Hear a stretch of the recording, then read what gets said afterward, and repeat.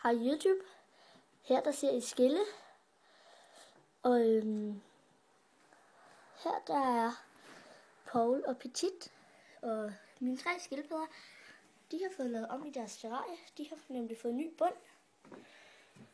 De har fået sand. Sådan noget sand her.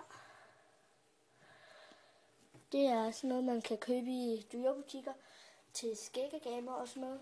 Men det har de simpelthen fået. Og det er rigtig godt for dem at gå i, tror jeg. I stedet for halm og hø.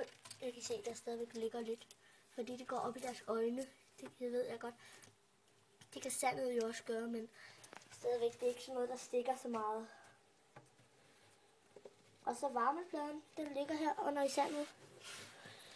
Den bliver også holdt fast af sandet. Så det er nok rigtig godt. Og så varmepladen, den varmer også sandet op. Og Skille, hun ligger på varmepladen.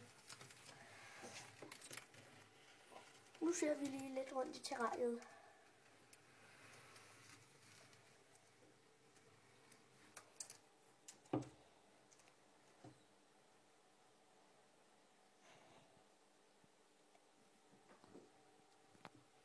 Og så hvis I kan høre et brummen i baggrunden, så er det altså bare mit akvarie med mine fisk, der larmer lidt i pumpen.